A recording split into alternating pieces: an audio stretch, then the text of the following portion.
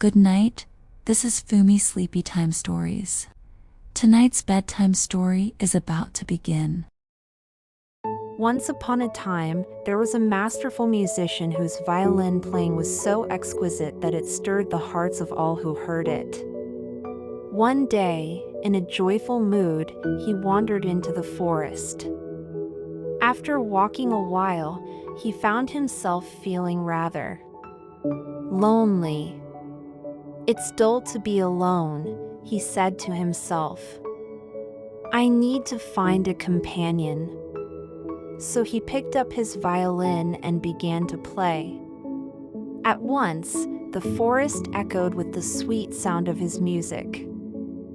Soon, a wolf appeared. The musician said, "Ah, a wolf has come to listen." The wolf approached and said, "Your playing is so beautiful. I wish you would teach me." The musician replied, "That's easy, as long as you do exactly as I say." The wolf answered eagerly, "Yes, I'll be a very dedicated student." They walked together until they reached a great old oak tree with a deep crack in its trunk.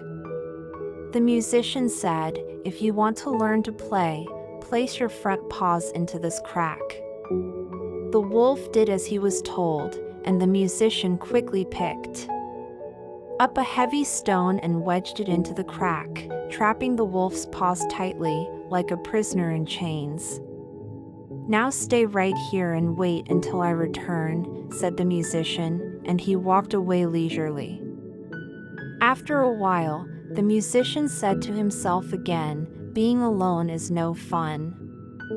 I need another companion." He picked up his violin and played once more.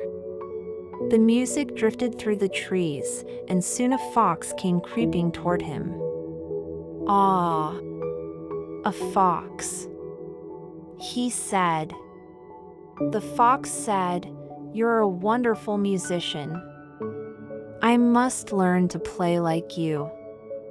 The musician replied, "You'll learn quickly if you follow my instructions." The fox agreed eagerly. As they walked, they reached a narrow path lined with tall hazel bushes. The musician bent one thick branch down to the ground, held it with his foot, then bent another from the opposite side. "Clever fox," he said, "if you want to learn, give me your left paw." The fox did, and the musician tied it to one branch. "Now your right paw," he said, and tied that to the other branch. Then he let go of both branches, snap, and the fox was flung into the air, suspended by its front legs, swinging helplessly. "Wait here for me," said the musician, and walked off once again. But soon he said to himself, "It's still too quiet, I need yet another companion." Once again, he played his violin, and the melody brought a hare bounding through the woods. "Ah, a hare," said the musician. The hare said, "What splendid playing! Will you teach me too?" The musician agreed and said, "Only if you follow my commands." The hare promised to be a good student. They walked a long way together until they came to a clearing. There, the musician tied a rope around the hare's neck and fastened the other end to a tree. "Now," he said, "quick and nimble hare, run around the tree 20 times." The foolish hare obeyed, running in circles until the rope wound tightly around the tree. By the end, the hare was stuck like a prisoner tied to the trunk. It pulled and tugged eagerly, but the more it pulled, the tighter the rope became. "Stay here until I return," said the musician, and off he went. Meanwhile, the wolf had struggled for a long time, pulling, biting the tree, and even using its hind legs to kick at the rock, until at last, with great effort, it freed itself. Furious, it growled, "I'll find that deceitful musician and tear him to pieces." As it ran, it passed by the fox, who called out, "Brother Wolf, free me too. That trickster trapped me like this." So the wolf bit through the branches and freed the fox. Together, they continued on in search of the musician. When they passed by the hare shouted, "Help me too." The animals freed it, and all three set off after their common enemy. At that moment, the musician once again played his violin, hoping for a better companion. A poor woodcutter, enchanted by the joyful music, tucked his axe under his arm and followed the sound. This time, the musician was delighted to see a human approach. He greeted the woodcutter warmly and played his finest melody. The woodcutter listened in awe, overcome with happiness. But as he stood beside the musician, they saw the wolf, the fox, and the hare approaching with rage in their eyes. The woodcutter understood their intentions immediately. He stepped forward, raised his axe, and stood between them and the musician, as if to say, "As long as I have this axe, no one will harm him." Seeing the axe and the brave stance of the woodcutter, the beasts were so terrified they turned tail and ran back into the forest. The musician, deeply grateful for the woodcutter's help, played his most beautiful piece once more in thanks. Then, bidding the kind man farewell, he continued his joyful wandering, violin in hand and music in his heart. The end.